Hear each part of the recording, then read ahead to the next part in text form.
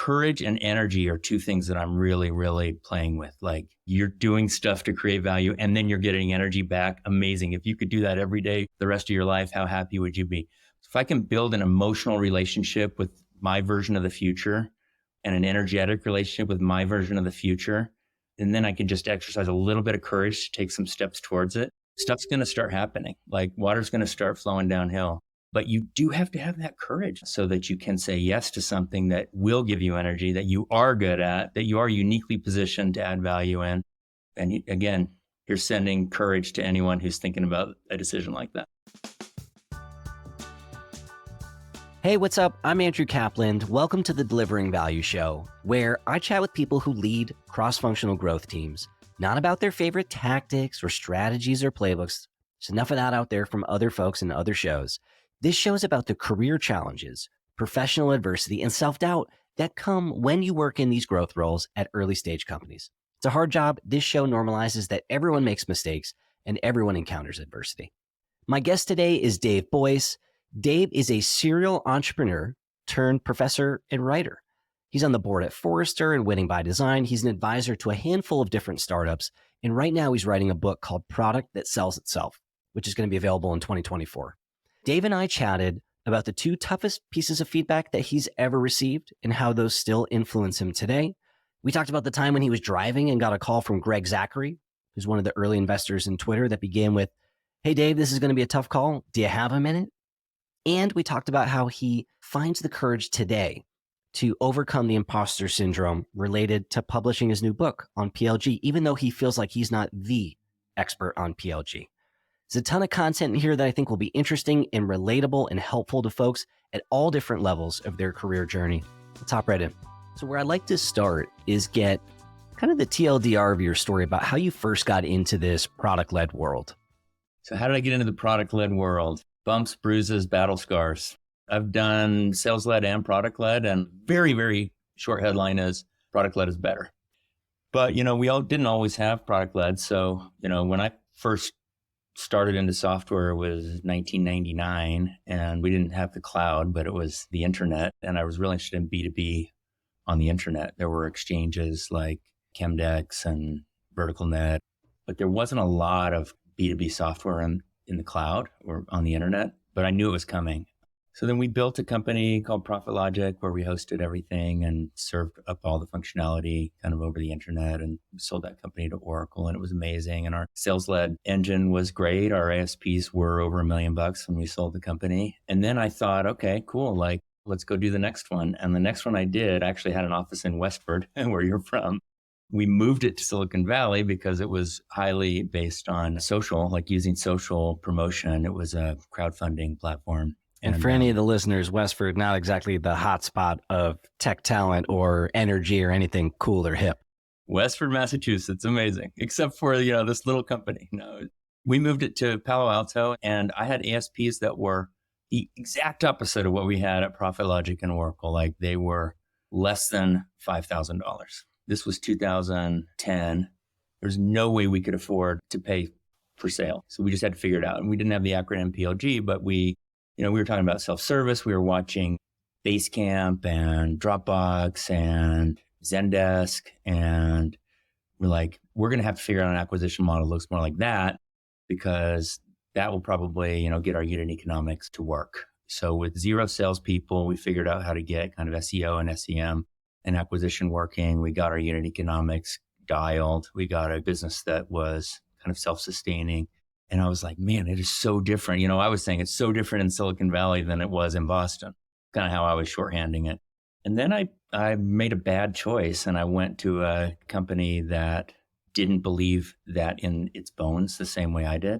I moved to Utah, joined InsideSales.com.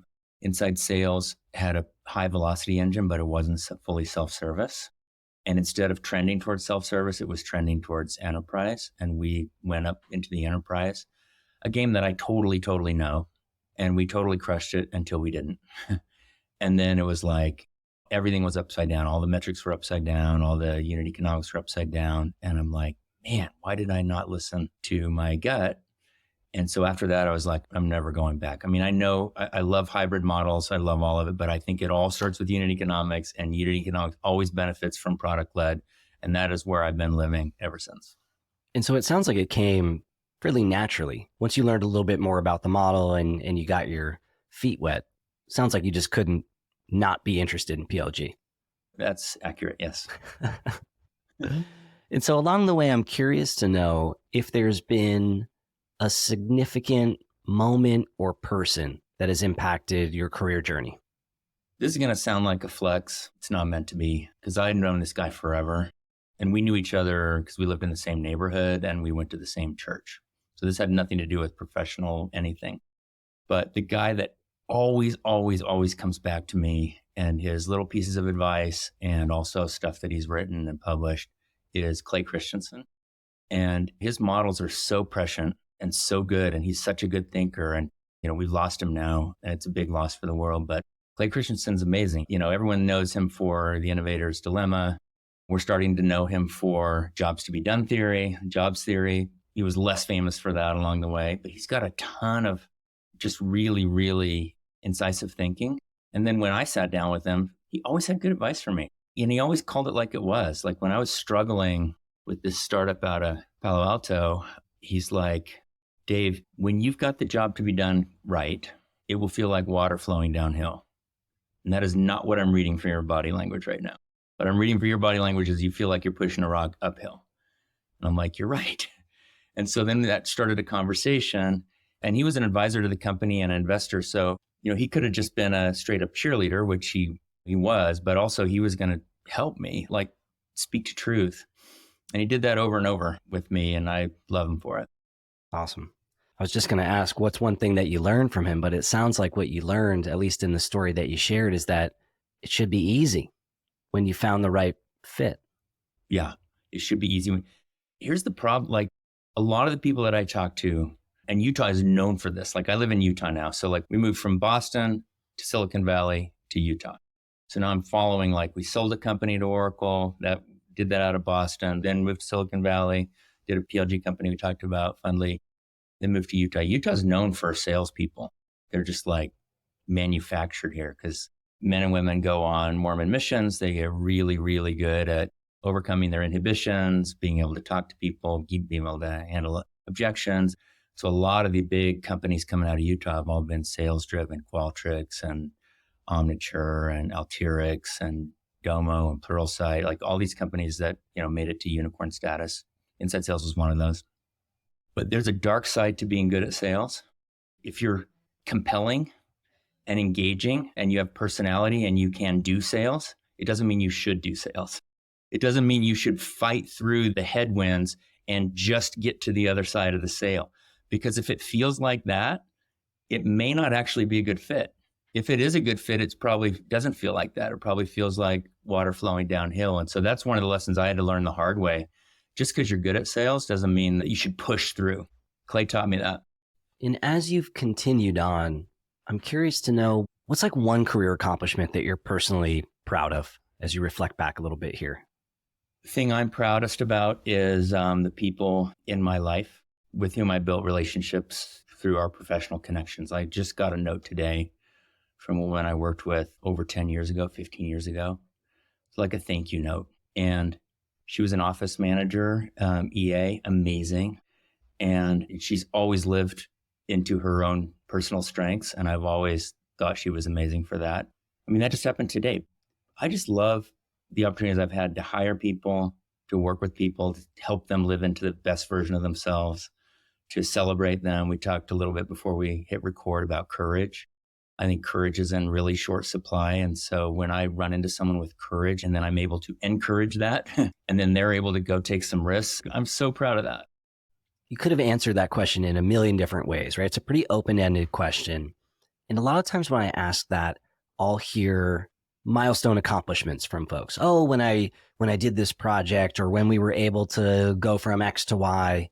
I'm curious why you didn't give an answer like that and why you talked a little bit more about, I'm going to use the words coaching tree a little bit. Like I think about the sports analogy, and this is a little bit of your personal coaching tree. I'm curious what motivates you to give that answer versus saying some business milestone.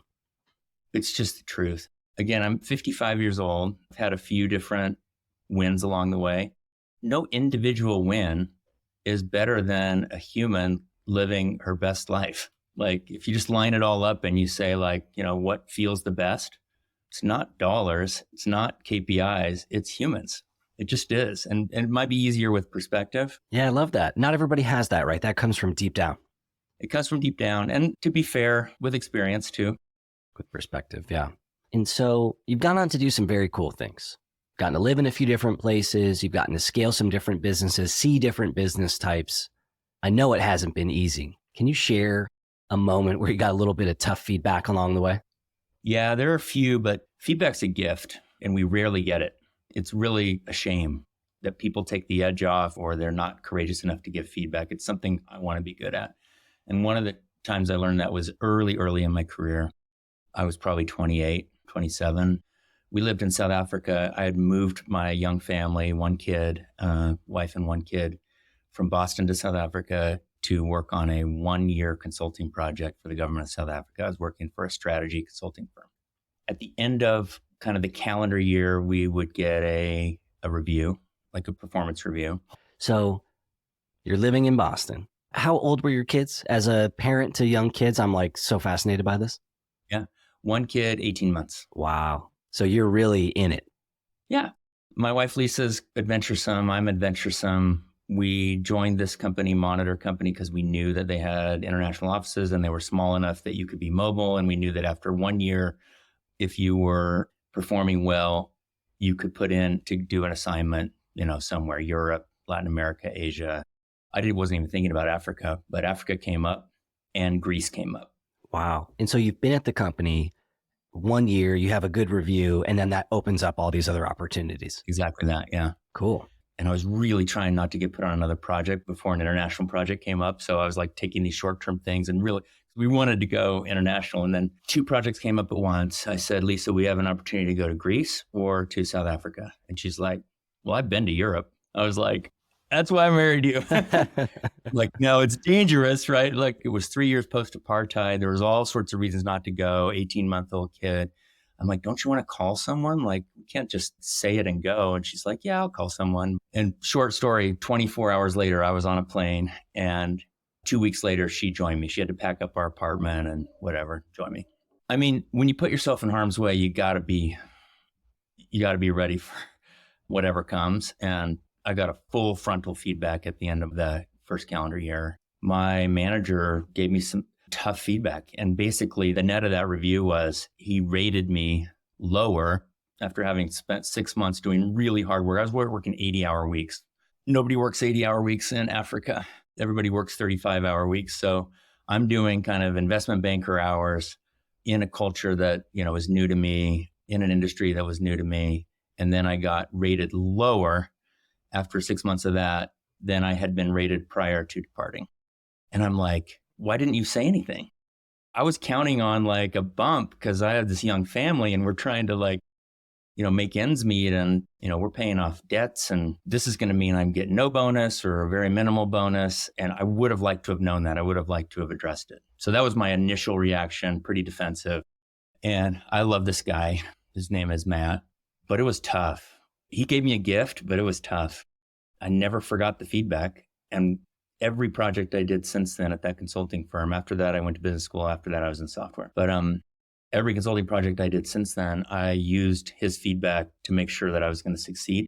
And I would say every project I've ever done in software companies, anything, I was not managing up well. I was not managing laterally well. And I was not managing down well. I was an individual contributor who was the best at what I did. And I thought that that was going to win the day. 80 hours of heads down work. I'm very smart. I'm good at what I do. That'll win the day. It doesn't win the day when you're working in a team. So I had to set expectations. I had to set us up to succeed. I had to be able to structure the project, structure the milestones, see our way to success, illuminate the path to success for me and for anyone who was working with me and anyone who's working for me, and then communicate that up. I had not developed that skill set. As a result of Matt's feedback, I very quickly developed that skill set. And did he communicate that as directly and succinctly as you just shared it with me now, or did it come out in a more roundabout way? Probably more direct. He is a very direct guy. It hurt. lots of people do what you said. They'll just kind of take the edge off or, roundabout or whatever. That's not who this guy is. He went right for it. And then he was almost surprised that I was surprised. And then he just wanted to be done with the meeting. So I'm not sure he was the perfect feedback deliverer, but it was a gift. It was the truth. And so what goes through your head? And actually, before you answer that, did this happen live? Is this like the two of you sitting at Live. a table? Yeah. So what goes through your head in that moment? He's sharing this feedback. You probably want to curl up into a ball. What goes through your mind? I forgot about this one. I had another one. That moment that you're describing right now, I had another one of those in person, working for a mercenary CEO. He's going to eliminate my job. He basically tells me he's eliminating my job. And I believe I've been succeeding. I did better in that second one than I did in the first one. But what's going through my head is don't overreact, especially in the second one. I can't remember how I did with Matt. I think I got defensive. I think I did overreact. I think I probably sort of challenged him. But with Tom, I basically said, okay, tell me more. And like, is there something that I could do? And, I still believe in the company. What do you have in mind? And under the water, like the duck's feet are really churning above the surface of the water. My emotions were, I just really tried to manage my emotions because it wasn't going to help me to throw a fit or to challenge it, or there's no way I'm going to change his mind. I mean, I literally thought in that moment, I had presence of mind in the Tom conversation, and your mind's racing in these moments, right? So I think to myself, I bet Tom doesn't like delivering this news. I bet he spent a lot of time thinking about this. I bet he spent time yesterday thinking about it. I bet he geared up his courage this morning thinking about it. I'm sure he doesn't want me to try to talk him out of it because he's already steeled himself against that. And there's no way that I'm going to succeed in talking him out of it. So why don't I go almost this clay idea? Let me see what direction the water's flowing and see if there's anything that can work. This was at Profit Logic. And I was head of marketing and he was bringing in his own person to run marketing. And I just said, well, what could I do? And he's like, well, you're really good at business development in the sense that we now call corporate development, like partnerships and alliances. So we could do that, but your pay would come down by 40%. And we were in Boston. It's expensive in Boston. At this time, I had 3 kids and a mortgage, and 40% reduction in pay was not going to work. So I said, well, what would work? And he said this. And I said, do I have to live in Boston to do that? And he said, why? What are you thinking? And I said, well, what if we moved west? He's like, where would you move? I'm like, we've all of our family lives west. We've been here in Boston for like 8 years, and we always knew that at some point we'd go west. So just somewhere close to an airport, somewhere closer to family. He's like, let me think about it. He left the office. I call my wife just after 8. While she's on the phone, she's stripping wallpaper in our living room because she knows we can't keep this house and she knows we can't sell it with the ugly wallpaper. And I'm just thinking, I don't know. Like, I don't want to write it off. I don't want to throw the toys out of the pram and quit. I want to be really rational, but I don't know what's going to happen. And I've asked him, is there a way to do something remote? And he said, let me think about it. And Lisa's like, okay, well, why do you want to stay? I'm like, because equity. Like, I believe in this company and we have a good chunk of equity. If there's a role I can do and we can stick it out and finish vesting, it's amazing for us. And I think I would like it. So Tom came back and agreed. I took the 40% pay cut. We sold our house. We moved. I commuted to Boston from Utah for 2 years. And then we sold that company to Oracle. But when you ask what's going through your head, a million things, you just can't verbalize all of them because it's not going to be productive. So what was going through my head is a million possibilities, but make sure that what you enter into the conversation is productive and is going to help him and me make progress rather than cause us to do this. This episode is brought to you by Novatic. We're seeing the next phase of product-led growth emerge right now. The first phase of PLG was all about using your product as a go-to-market tool. Basically creating free plans, free trials, or reverse free trials, getting new accounts to sign up, and then layering in retention and upgrade programs.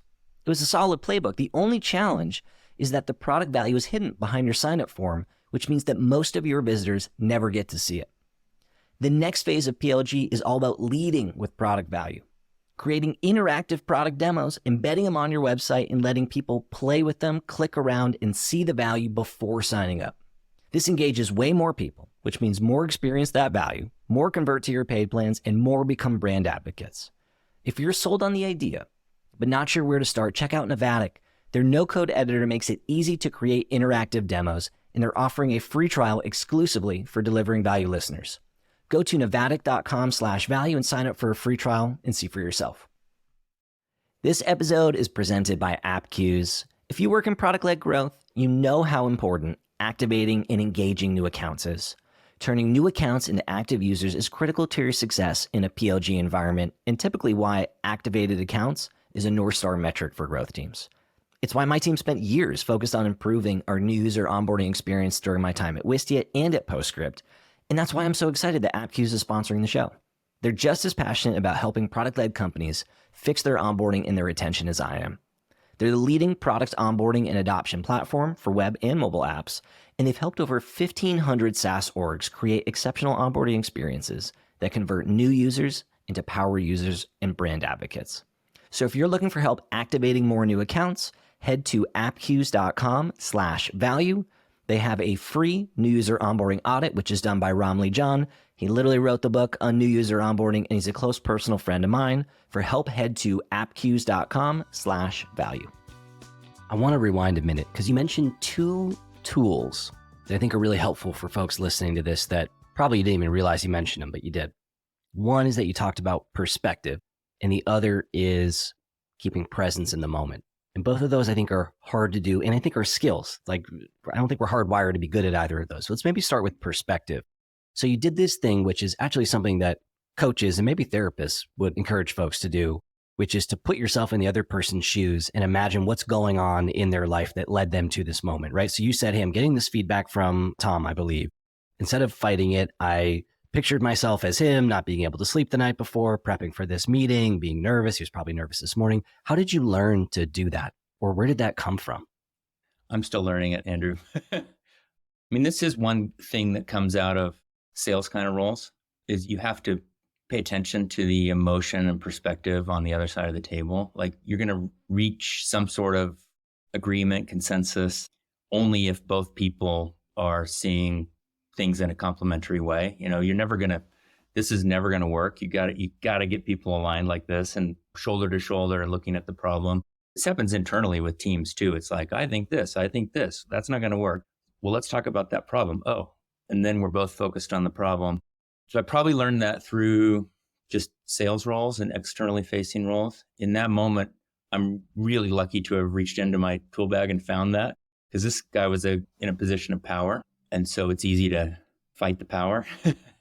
Where I'm still learning it, I've actually gotten a lot better over recent years. But that empathy has been harder for me to deploy vis-a-vis someone who's working for me. That lesson has taken longer. It's easier for me to put myself in say, well, this person who's in a position of power over me probably has their own perspective. I give them the benefit of the doubt. It's easier for me to kind of try to figure it out. But when it's someone who works for me, my natural inclination has been, you know what I did at your age? You know what I would do if I were in your shoes? Like, I have no idea why you're not, blah, blah, blah. And that's not helpful either. Like, you got to figure out where they're coming from and figure out kind of what's in their head and heart, or else you're never going to reach alignment with somebody who works for you. And as soon as you figure out what they're working towards, and you can start going with the flow of the water. And by the way, sometimes it's not going where you want it to go, and that's fine. That's a separation conversation ultimately. But man, if you can align with someone and the best version of themselves and all of their courage and energy and passion, and understand how they're going to channel it in a way that's going to help the company and help their profession, and they can see it and you can see it, man, you unlock so much potential. I'm curious to know a little bit more. I'm going to take us back to the other tool that I heard you used, which is presence. Because what could have been the same person encountered the exact same situation and something totally different could have happened, where you said it felt like I was the duck and the top half of me was above the water, cool and calm, and then my feet were going a million miles an hour under the surface. And what I think is just as common, maybe more common than what you shared, is the person who has the same meeting with Tom. The room speeds up on them. They say whatever they say, but really their head is somewhere totally different. They leave the meeting, their brain slows down a little bit. Then they can think about the questions that they wish they'd asked, or, hey, I wish I had explored this thing, or geez, I might be too late for that. I shoulda, coulda, woulda. And that didn't happen to you. And so I'm curious to know how. How did that not happen to you and you had a different version of that story? Yeah, I mean, I think that comes more natural to me than some people. The perspective one, I think, is a learned thing. Like I'm naturally self-centered, maybe more than other people. So I've had to learn perspective over time. But presence of mind actually comes pretty naturally to me. I probably wouldn't be able to coach as well on that because lots of people that I love in my life would do the second thing that you just described because that's just like how they're wired. And I'm a little bit like, I don't know if it's lucky or not, because sometimes not showing emotion is a bad thing. I think I got lucky. I don't know if you've ever read any Jonathan Haidt. He talks about winning the cortical lottery. He's like a psychologist. And some people are naturally born with optimism and the ability to take the same incoming stimuli. And one person would say, oh my gosh, once again, I'm lucky. Why does everything go my way? This is great. And a different person, same stimuli. Oh no, something good just happened. I better watch my back. What's going to happen next? When is the other shoe going to drop? I better not leave the apartment. Same stimuli, two different people wired different ways. I got lucky. I'm wired the former way. So even when he was delivering me that bad news, it didn't knock me off balance. Luck for sure. Definitely the lottery. And so you shared these two situations, challenging situations. Smooth sailing after that, or have there been other low points on your journey? Oh, so many. I'm drawn to putting myself in harm's way. It gives me energy, probably because I'm wired in a way that I don't turn it back on myself and beat myself up. But I have pushed myself to the edge a few times. And I remember one time when we were running Fundly, that's the crowdfunding company I talked about out of Palo Alto. We got a seed investment from George Zachary, super famous guy, invested in Twitter. Like that's how he made his name. Ended up at Charles River Ventures, super famous guy, seed funded in Fundly. As soon as he did, everybody came in. We raised $2 million, like no problem. And back then, $2 million meant something. And so we hired and and we're building and things are good. I'm learning about unit economics and I'm driving down El Camino Real. I get a call from George Zachary on my phone. I mean, this is like a big dude. And he's like, hey, this is going to be a tough conversation. Are you in a place where you can talk? Oof. That's like the most anxiety-inducing question ever. Yes. I'm like, I better pull over. So I pulled the car over. I'm like, yeah, I can talk. And he said, look, we're not going to follow on. He had invested out of CRV's seed fund. It's like, we're not going to follow on. And he's like, and I know that everybody watches us and I know that everybody watches me. So I know that that's going to be really tough for you. It's going to be a market signal that's going to be, and I don't know how you're going to get through it. He's like, I don't know how, but you'll figure it out. And your toughest enemy will be in the mirror. So don't let yourself get down. You'll figure it out. Anything else I can do? I'm like, no, thank you. Bye.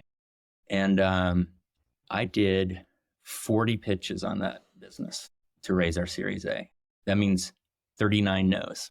That means like 39 times getting out of my car, walking into a venture office. This is when we did it in person. I usually went solo, gearing up my courage. I'd sit in my car and rehearse what was in the slides, what was in the pitch, what energy I needed to bring into the meeting. And then I'd walk into the meeting, I'd do the pitch, they'd be all excited. And then X days later, I'd get a no. When you take that like 10 times, it can be discouraging. 0 out of 20, really discouraging. 0 out of 25, really discouraging. I was like 0 for 39. And I had moved my family, 6 kids from Boston to Silicon Valley. We had basically self-funded for a year. Very expensive place to live. College funds are gone for my kids. We've invested them. We rented instead of owned. Like we sold our dream house in Boston and we lived in a rental in Los Altos. And I'm on like pitch 30, 31, 32. This may not work. I cried a lot.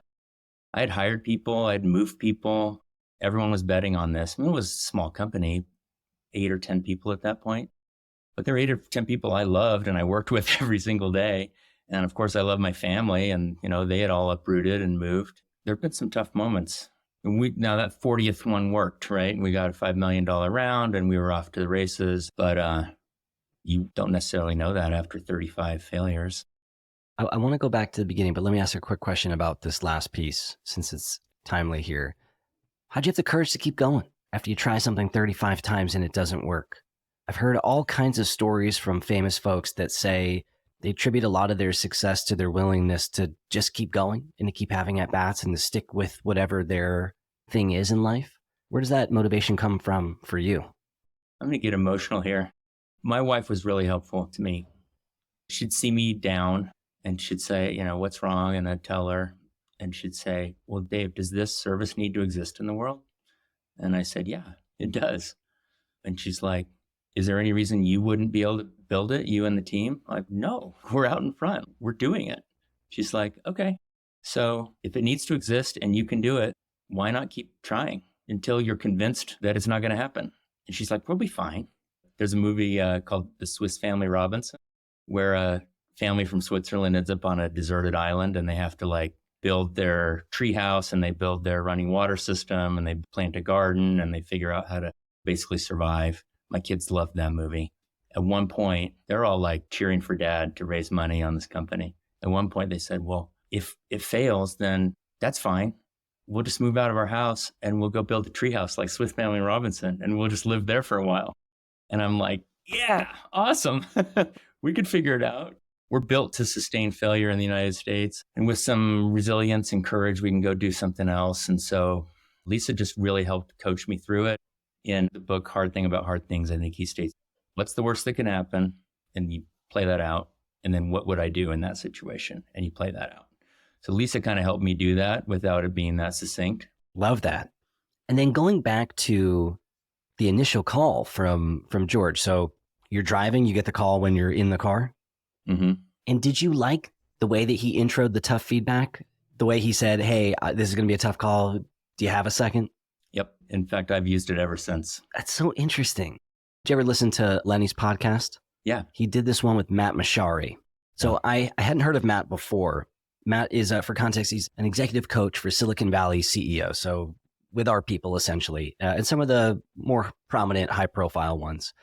And he says, whenever you had, this is something, for whatever reason, it sticks out in my mind. I can almost see the clip as I'm sharing it with you. But he said something like that, which is when you have tough conversations, whether it's a separation conversation or a feedback conversation or funding, whatever it might be, to always start by giving someone a heads up that it's going to be a tough conversation. And that just allows them to almost get into the right headspace. And so that's why I was curious to go back to this to get your reactions on it. Yeah, it struck me. I haven't heard it as an explicit advice, but because George used it with me and it helped me, I've been using it ever since, especially in a separation conversation. It's not going to be helpful for me to say, hey, how's your day going? That's all fake. Let's shut the door. This is going to be a tough conversation. And then everyone's like, ooh, okay.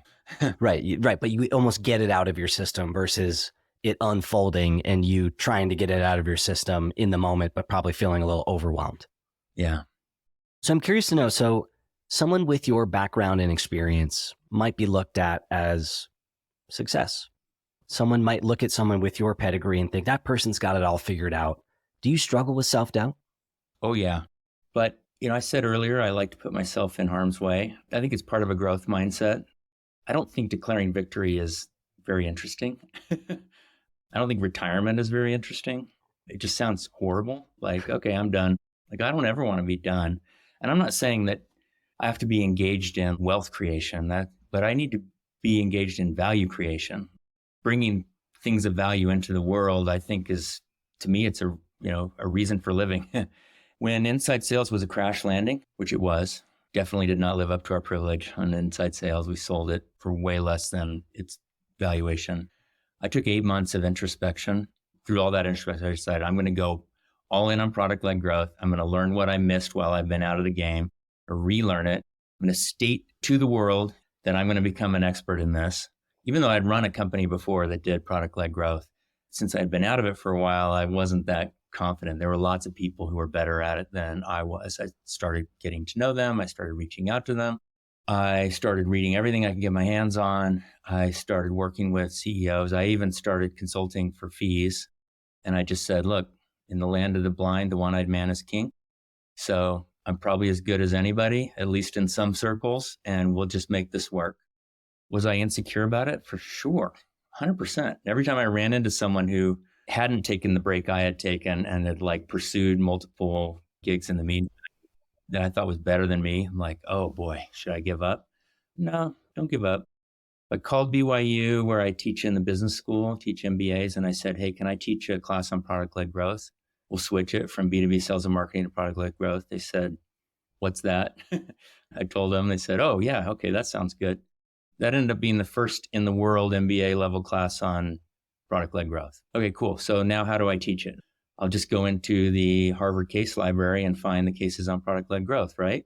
Wrong. Like I went into the case, couldn't find a single thing, like a single case. I called my friend Mark Roberge, he teaches at HBS, said, is it true there are no cases on product-led growth? He's like, yeah, you can grab the Dropbox case and repurpose it. And that's the only one I know of. I'm like, are you kidding me? So then I just had to make stuff up, and people were really gracious. I'm like, I'm teaching a class. Can I pick your brain? Would you be a guest? I'm pulling these things together. Could we do a case study? And a lot of people were really gracious. They started meeting me because I had put myself out way over my skis, and people knew I was being vulnerable. And then I'd reach out to like Leia, who introduced us, or to Jesus Kenya, who's at Hex now and was at Figma before. And he's like, here, let me show you how I did it. Let me be a guest on your class. Leia allowed me to use her guide in my class. So now I'm like, I'm doing that. I also start writing a book.